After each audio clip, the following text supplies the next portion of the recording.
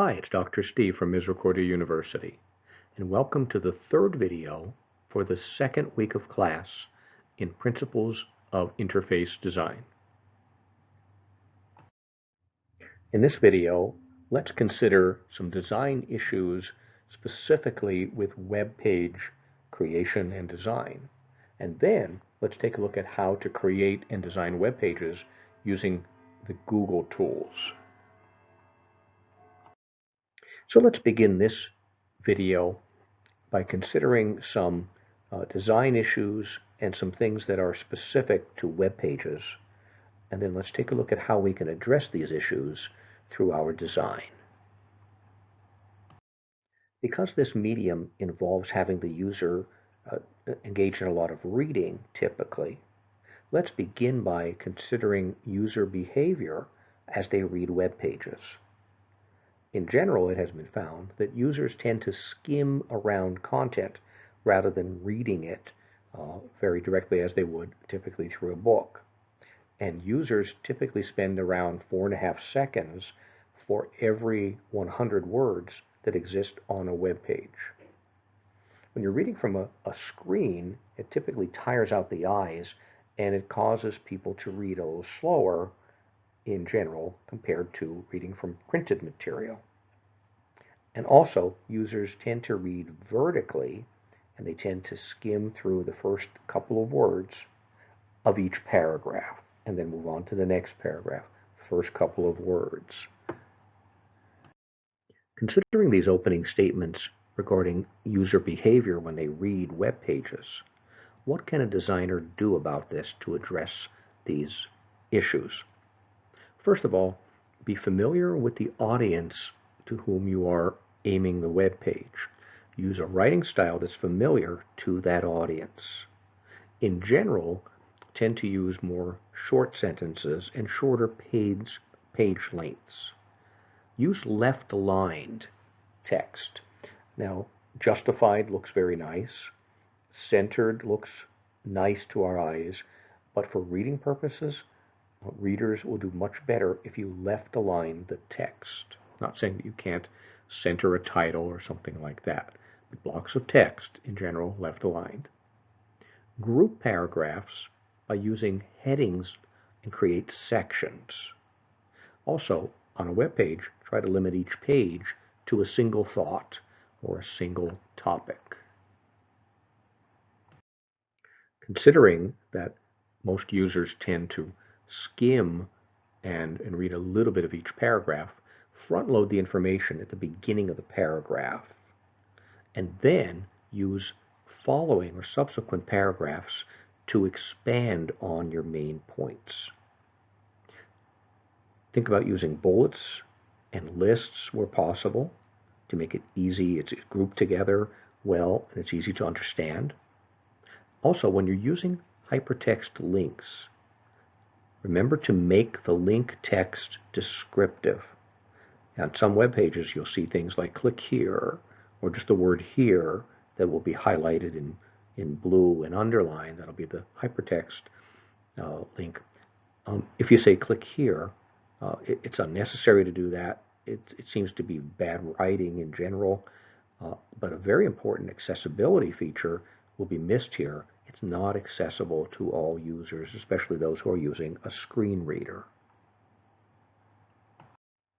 We have been describing in this course and exploring that color scheme as well as balance, symmetry, and elements like that are very important to create a stable feel and a consistent feel and something that it will appeal to your readers and to your learners.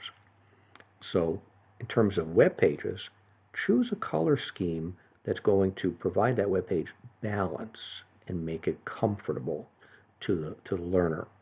And also choose a color scheme that's going to create a personality, if you will, for that web page. Remember that we had described that different colors evoke different moods or suggest different feelings. Also, use the lightest background for the main content. We've already described in this course that the eye tends to start at the brightest or the lightest color and then move over to the darker colors. So wherever your main content is, that should be the lightest part of your web page. To show the significance of that last point, here are two examples. First, we see that there's a menu panel on the left-hand side, and it's in white on this web page. And then on the main content area, it's a darker color. Just take a look at that. Where does your eye tend to start? And where does it want to focus? That light color really should have been underneath that main panel, that main pane, where all the primary content will be located. On this web page, you can see a scheme where there's a pane to the left, small pane to the right, and a main panel in the middle. Notice how your eye naturally gravitates toward that middle panel where the lighter color is. Now that's ideal because that's where you want the user to spend the majority of time. When creating links, notice that photos of my trip at the beach, on a boat, going fishing, those are very descriptive. And if you look at the line above, and on many web pages you see this type of writing. Photos, click here to see photos of my trip, and you'll see links like here, here, and here. Now, first of all, for a good reader and someone with no visual issues, it's still confusing. You have no information in that top line. But imagine someone who's using a screen reader. That top line will be very confusing to that individual because many screen readers will take the text out and present that separately and read it to the user, and also will list out the links separately. So if the user finds the list of links saying things like the beach and the boat, rather than here, here, and here, it will be much more user-friendly to that user. Let's look at some research-based web design tips. This first article is from a blog on Orbit Media Studios. What I like about this article is that the research has been conducted by companies who are very interested in designing web pages that are going to help businesses to grow and to sell more. So educators can learn a lot from these tips. So let's take a look. There are 27 tips here. I'm going to focus on the first 13, although the others are valuable as well. So the first one, we're talking about a visual hierarchy. And as we've been saying, larger items tend to be easier to see, will be focused on more compared to small items. Things on the top of the page will be more visual to the reader. Use strong contrast, unique colors. Anything with more movement or video or images versus text alone will be read more and will get more visibility. And don't crowd, but rather surround items and elements on a web page with white space, with empty space. The second item is suggest use descriptive headlines. Put something interesting to capture the attention of the learner right up top and make it very clear. Then they talk about the fold. The fold is the idea in the old days at this point when a user was looking at some type of a pamphlet or a letter or something that was paper-based, that whatever was above the fold, that first fold, would get a lot more visibility than things under the fold. The question is the fold still a thing? And a lot of research suggests yes, it is, because we find that readers tend to, and users tend to look more at above the fold than underneath it. And there's some charts here that provide more descriptive information. It's very, very interesting and helpful. Don't put all of your calls to action at the top. In other words, allow some engagement to happen down below and make sure that you put all of the information you want the user to read throughout the page. And if you have, like in a sales call, in a sales web page, it would be the call to action would be toward the bottom. It's time to buy. In terms of educational websites, maybe it's the assignment and what they're going to do, the activity that they're going to engage in. Get them to read through the other material first. And that's what their number 4 item is suggesting as well. Make it a tall page. In other words, put all the information on that you need to. Don't be afraid to have the user scroll. Once you get their attention and they're interested, then they can keep going down. Keep in mind always that not everybody reads all of the material that's underneath. But if they're interested, then they will read more. So always put the most important stuff up top, but also answer all the questions that the user or the student may have. Their 5th suggestion is to do one thing at a time. So what we're talking about here is make it not complex.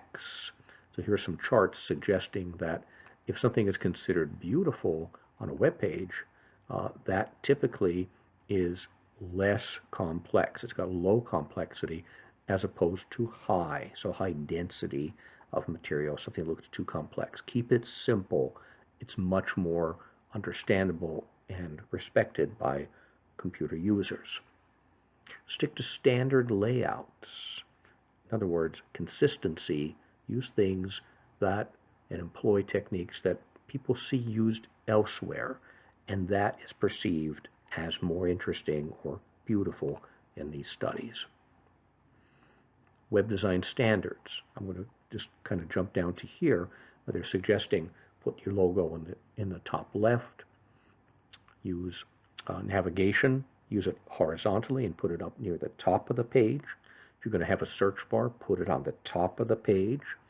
If there's social media icons, put those typically on the bottom of the page. And think about it, if you put those on the top of the page, you're kind of suggesting someone leaves your page quickly. So put that down on the bottom. They talk about being aware of false bottoms. If you're not careful, you can design in such a way, and I'm going to scroll down here to their example, that this bottom portion right here, it's not the actual bottom of the page, it kind of looks like it is. So you don't want to lead someone into that false impression and they think, well, I guess the web page is done, and then they don't go down, they don't scroll anymore. Number 8 is interesting. They're talking about carousels or rotating sliders, and they're referring to different studies that have considered this, and we find at different college websites, for example, typically use these, and they also use tabs and accordions. What we find is that a lot of users scan through and they don't take the time to look at this type of thing. So when we're talking about these carousels or rotating sliders, we're talking about a situation where you might see a whole bunch of photos at the top of a web page, and they're scrolling by little. Research suggests that people don't stick around there very long to see many of those. In terms of the tabs or the accordions, you know what a tab is, and you have various like index tabs toward the top. Sometimes users don't click on the other tabs. The accordions are when we see various graphics and they're kind of lined up together, and you could see part of each graphic, and you'll see an example of that in a moment. When you see those kinds of things, they're expandable things. Research suggests that many users don't take the time to expand them. They look at what's open at the time, and they just may kind of move along and not spend the time to look further through those because they're scanning. Talk about images. Images are interesting, and you could do a lot with them, and you can even get more out of them if you're careful with them. Use people pictures, because people tend to like looking at pictures of people. Avoid stock pictures of people because it doesn't look authentic. Use faces as visual cues. And this is interesting because here we can see, here the baby is looking forward, but the baby should be looking over here, as in this photo, because you can see the baby's looking over here. It kind of draws your eye to go over here. So whatever's important, put it over here. And you can see by this heat map that the users typically on this, seeing this graphic on the left-hand side, are looking at the face Here they look at the face and they look over here. It draws the eye to go to a different location. And finally, I'm going to look at using arrows as visual cues. So let's take a look at information from this study that's being referred to here in the text, that when you use, see, this person is looking kind of away. Here the person is looking up in the direction of something, which is good because that person is looking at that item. Then the user will tend to look there too. If you put an arrow there, find that, oh, and it looks like there's movement going on. It strongly suggests to the human eye to move up here and look in that direction. So very, very positive tips here, and much more good information in this site. So I will leave the rest of this for you to take a look at, but those are some really good research-backed tips.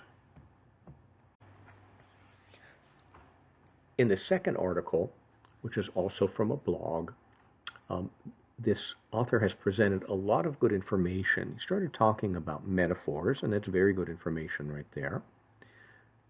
And then he takes a look beyond metaphor to look at various items that would be good to maintain consistency.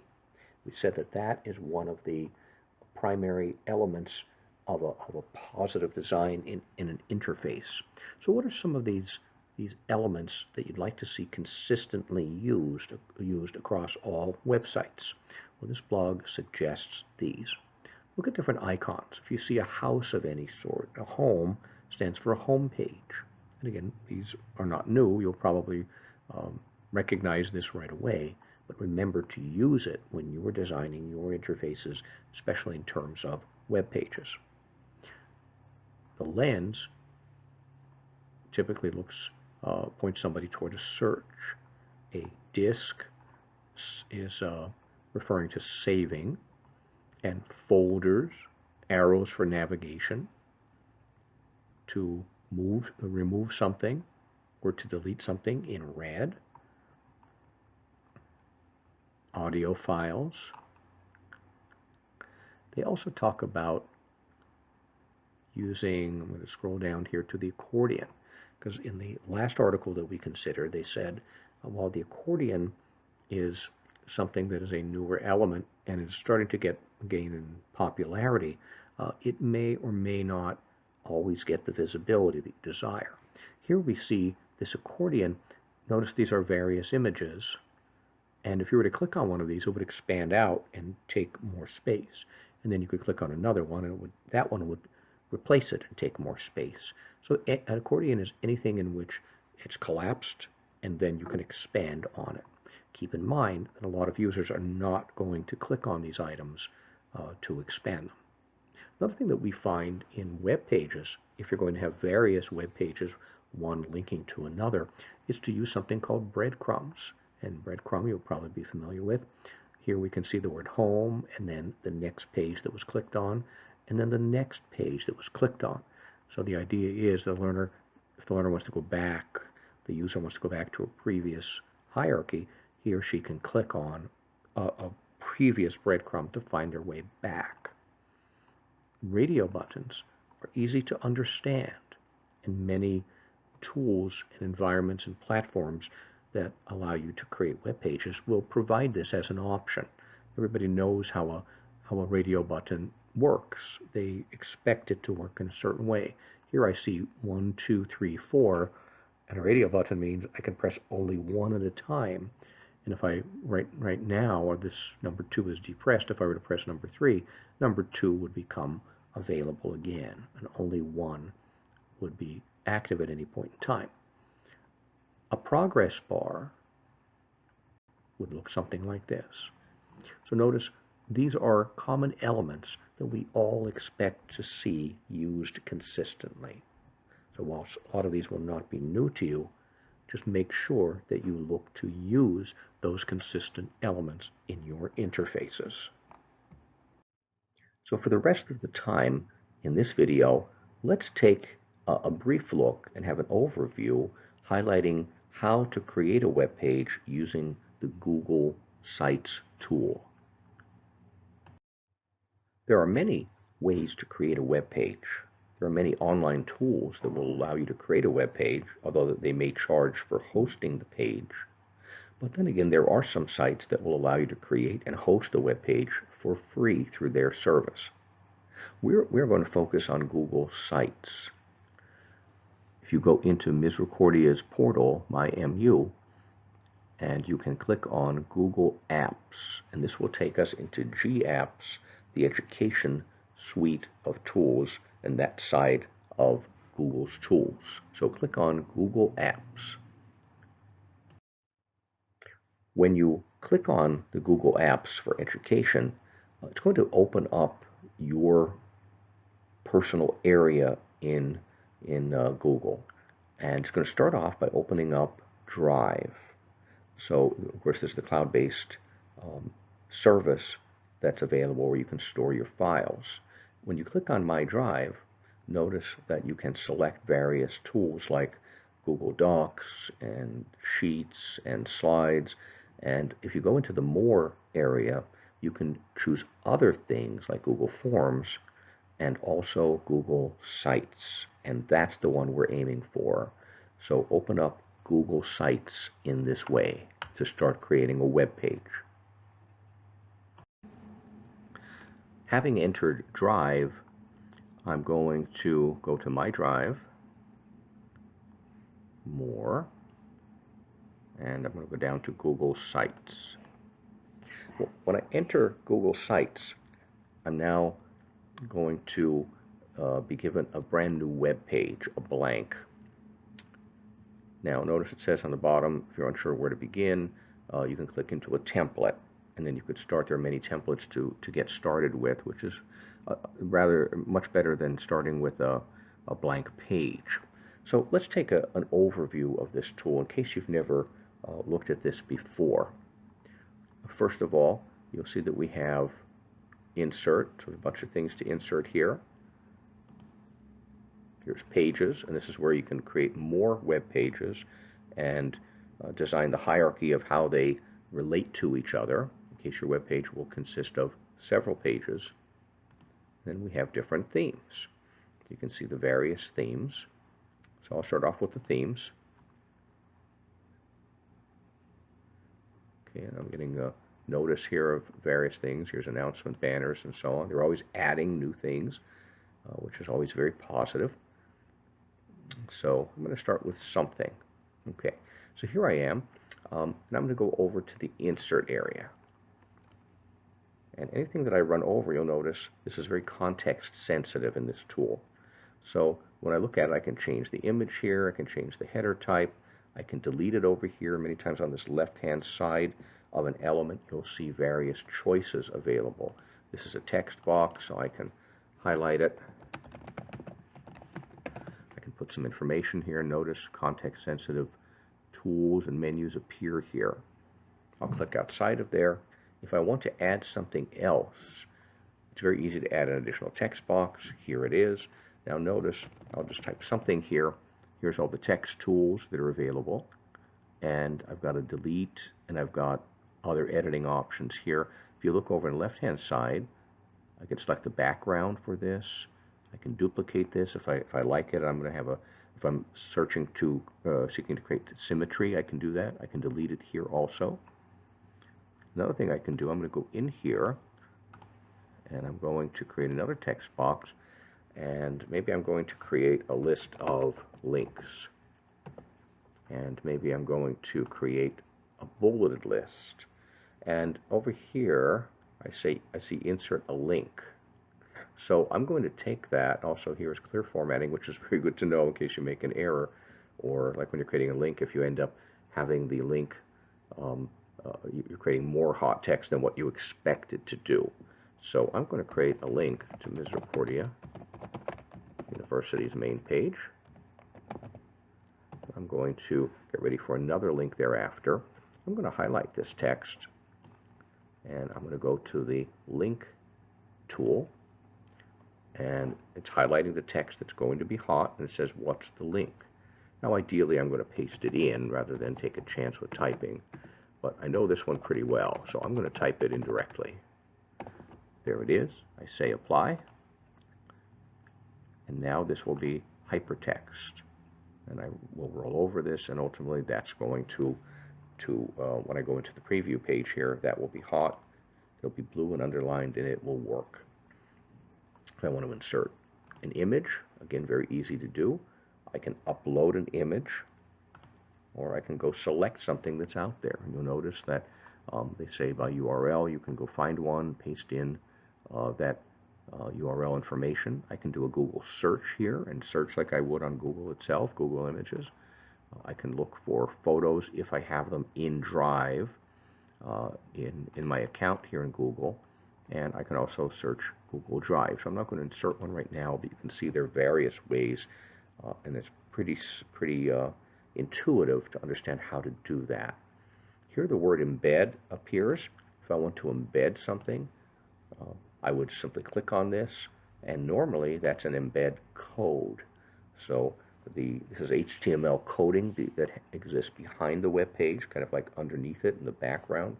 When you go to different sites, for example, YouTube, although YouTube has a special link here within Google Sites, but Google says, would you like to copy the URL? Would you like to copy an embed code?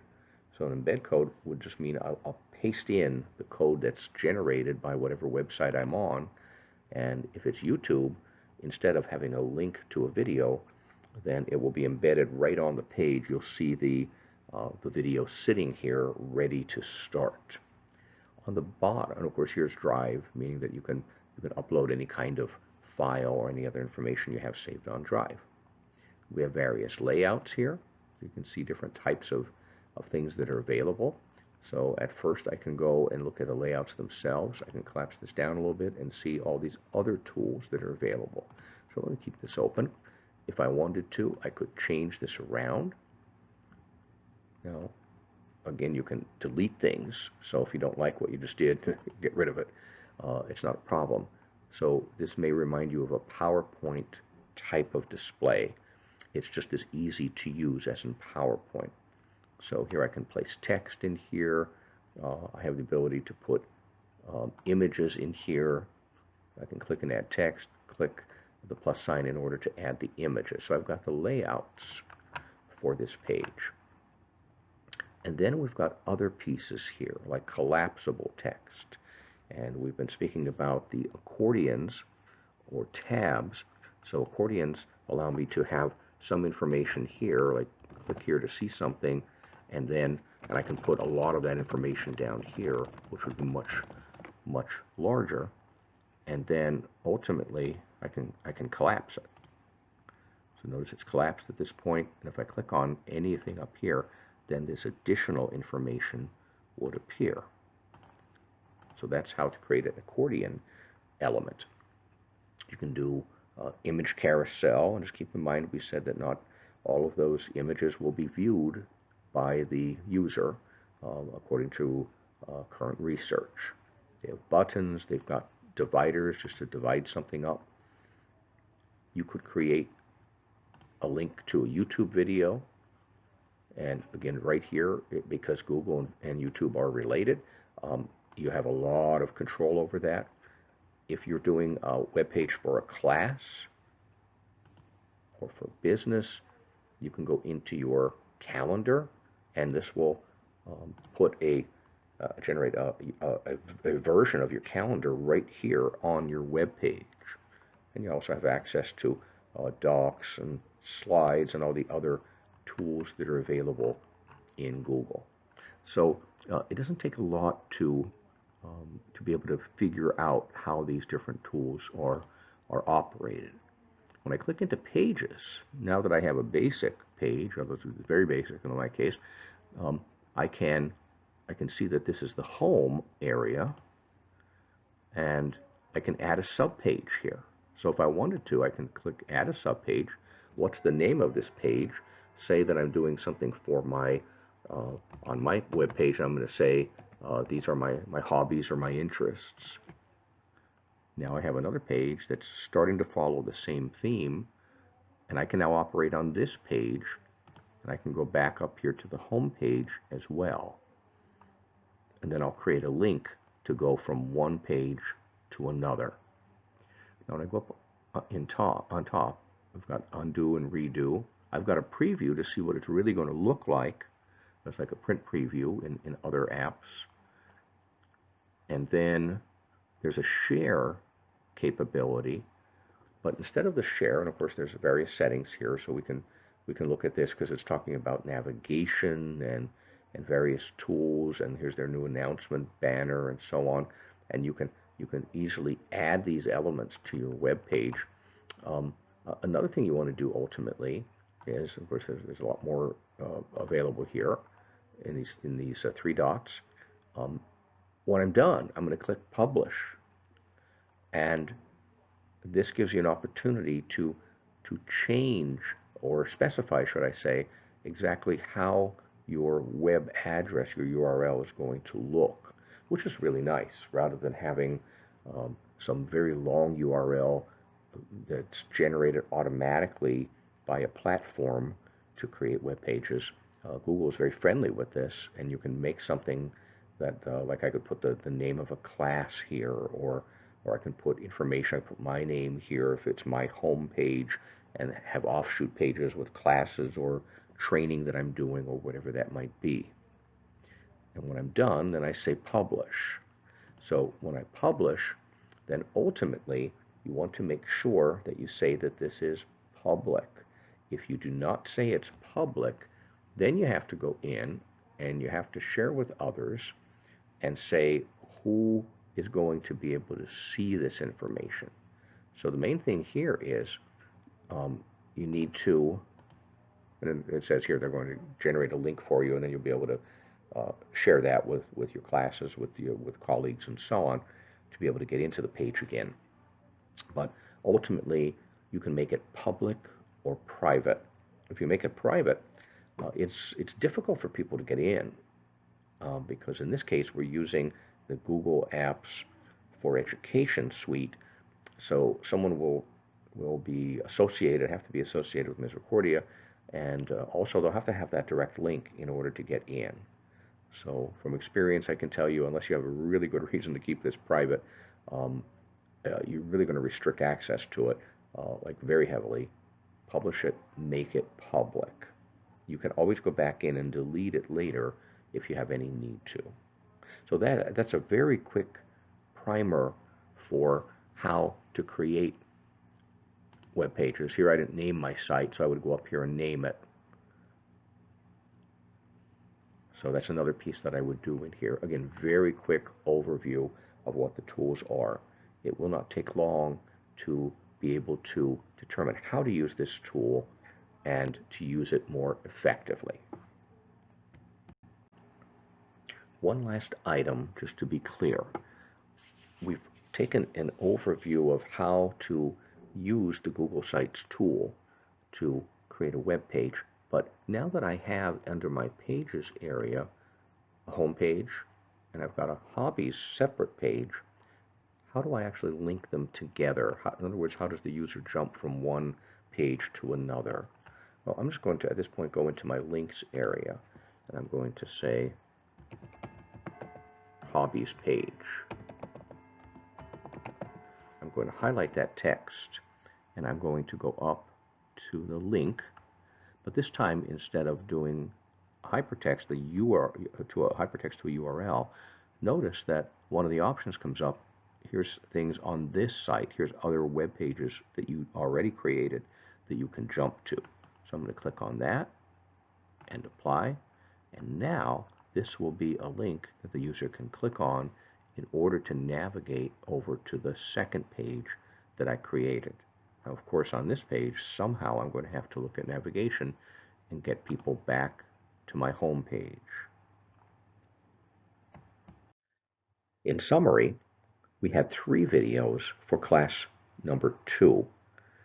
In the first video, we looked at overall design issues, curb appeal, and metaphor. The second video, we looked at designing individual screens in an application, and we looked at elements such as achieving balance through color, element placement, density. And in our third and final video, this video, we looked at how to create and design web pages, and we considered different design issues. when you're dealing with web pages. To wrap up this week's class, we're going to conduct 4 different activities. The first activity, as with last week's class, we're going to hold a brief discussion online, just highlighting some of the main points that we looked at. Remember, you don't have to answer all of these questions, but through a brief discussion online, we'll probably as a group hit on most of these points. What might draw attention or provide curb appeal or inspire curiosity in some application that you do? Or think about what possible metaphor could you generate using the subject matter of your intended application? What would appeal to your audience? And what would be something that would make sense to them as the metaphor is applied for navigation and other purposes in that application? Or consider which elements or techniques in design, now that could either be the overall design issues that we looked at or the techniques used in designing individual screens. What stood out to you as something that's important to you, something that you can see immediate application in your work? Again, you don't have to answer all of these, but let's hold a brief debriefing about this week's activities. Our second activity, let's evaluate 2 existing web pages. Now, I've provided you with some links for some inspiration, but you don't feel that you have to stick with those links. Choose something that looks like good design and something that looks like bad design. Or if you're so inspired with the bad designs, choose 2 bad designs. And then let's use information on curb appeal, metaphor, symmetry, and all the different things we've been looking at, and provide some insights as to why the examples you chose are representative of good or bad design. Or instead of bad, I should say weak design. You can either respond in a brief narrative or just give us a couple bullets. Our third activity is a brief article review. And I'm going to say brief because this is a chapter on interface design specifically for web pages from a web style guide. It's a pretty comprehensive chapter. There's a lot of information in there, and I'm thinking that this will be an introduction to this resource, and it will not be the only time that you're going to refer to this resource. So take a look and read quickly over the article, and after you read it, react by answering the following questions. What appear to be some of the main issues that people have when they're reading or navigating through web pages? And again, there are many in there. So just select some of the highlights. What looks to be most important in your view? And what web page design conventions could you follow to make your web page more user-friendly and make it easier for your users to utilize? Again, there's a lot of information here. Let's plan to not make this the major project because we still have activity 4 where you're going to have direct application. So pick out the highlights here. As you complete that activity, it will probably end up being 1 or 2 pages of typed material. And that will lead us into activity 4, which is going to be a guided project designing a web page. So I'm going to ask you to prepare a web page presence that you could use in either your teaching, if you're doing training, or somehow in your career. It could be a home page that you use. It could be a teacher home page, could be a course home page. It could be a page that you would use if you were providing training, whether it's faculty development or training to any group on any particular topic. It could be just a fun page where you're supporting a hobby or some group that you're a member of. The main point here is you select the content that's going to be of interest to you and then design the page with curb appeal, look at your use of color, of balance, look at the other elements of good design, especially those that we just considered that were specifically applicable to web pages.